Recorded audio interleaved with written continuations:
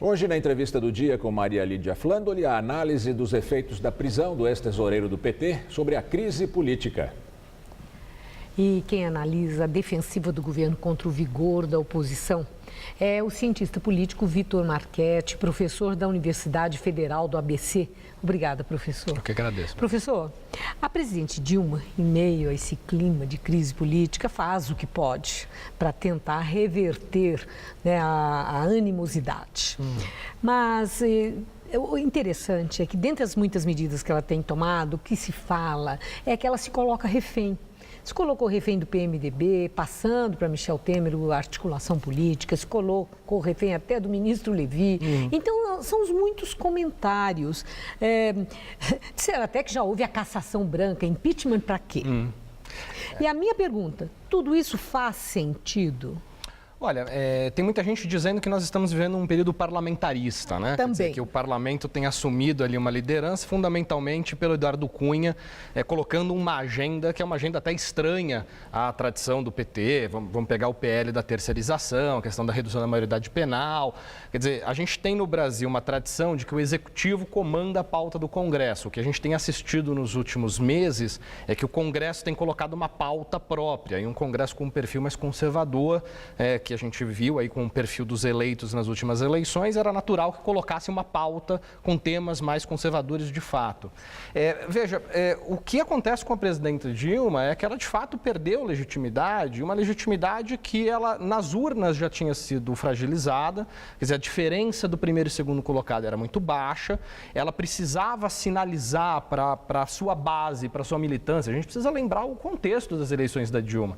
Ela foi para as eleições com fôlego muito pequeno de mobilização do eleitor e, de repente, no segundo turno, aquela tradicional militância do PT voltou às ruas. Só que era uma militância que cobrava, de alguma forma, um posicionamento mais à esquerda da presidenta. Foi muito acirrada. Foi muito acirrada e a base exigia que ela fosse para uma direção. E quando ela assume o governo, ela não sinaliza nem para um lado nem para o outro. Tem uma dificuldade enorme Mas de ela está compor a base. corrigindo, ela está tentando. E corrige de que forma? Corrige com os instrumentos que ela tem à disposição hoje. Mas que acerta é fundamentalmente. Olha, quando não se tem opção, mas não tem.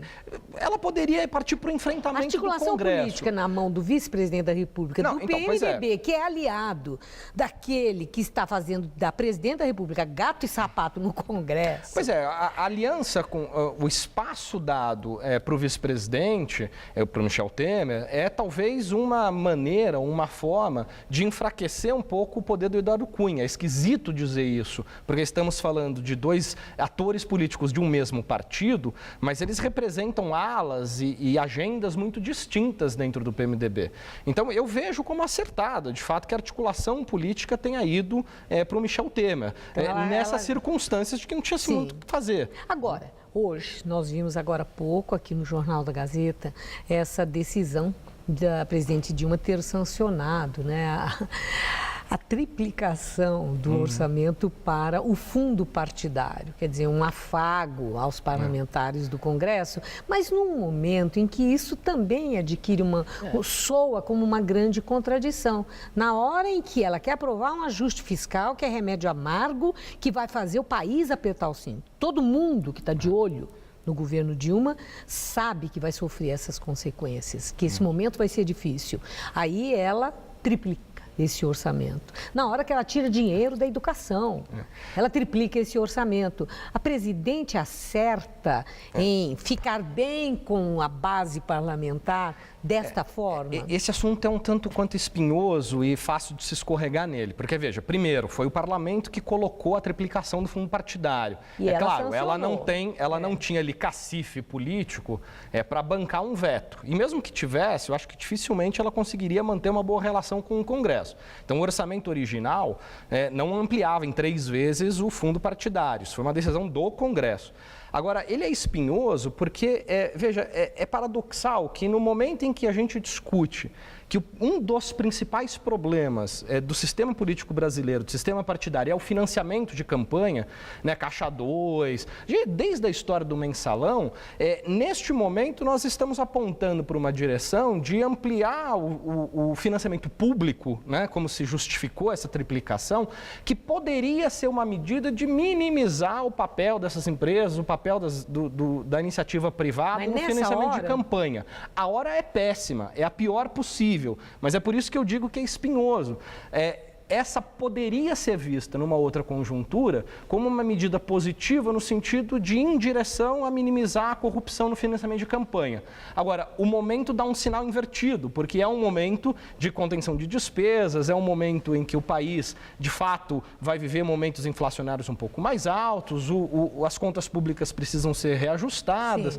Então, o momento é infeliz. Só que eu não diria que o remédio, ou pelo menos a proposta, ela é tão infeliz. Não é? Eu acho que ela se justifica na medida em que ela pode ser um instrumento que facilite a transparência, que facilite professor, eu estou aqui pensando no seguinte, né? É muito possível que o nosso telespectador pense assim, não adianta nada, né, prescrever e dar antibiótico para alguém para curar uma doença fora de hora. Para tudo na vida tem a hora, tem a adequação, por melhores que sejam as intenções, né? Agora, os partidos estão vivendo uma crise muito profunda, né, Maria Lídia? Todos os partidos precisam, de alguma maneira, se reinventar, porque todos eles sabem das dificuldades que é levantar dinheiro para fazer campanha. Todos os partidos estão envolvidos nesse problema.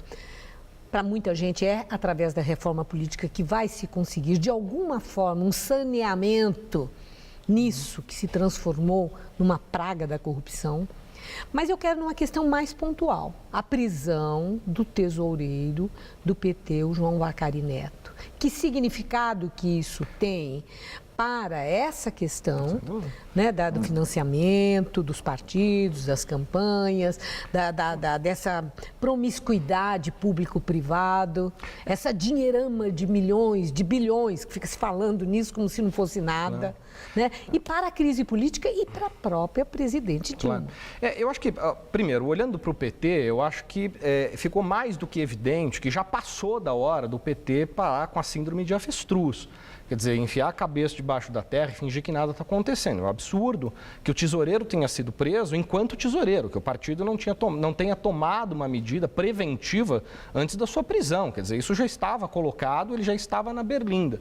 Então, isso mostra as dificuldades que o partido tem para fazer a sua autocrítica, para fazer a sua reflexão e dar uma guinada na sua relação com a sociedade, na crise de legitimidade.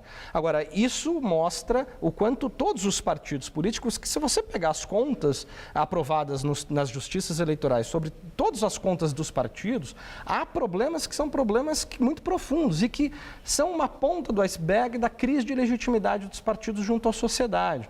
Porque a sociedade acha injusto um fundo partidário desse tamanho ou que partidos mobilizem tantos milhões exatamente porque não vê uma contrapartida. Qual é o benefício de ter esses partidos mobilizando tantos recursos? Ela não percebe isto ainda.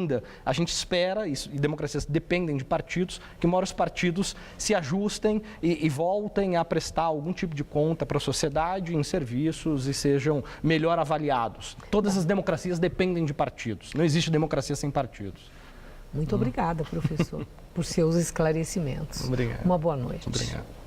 Gamberi.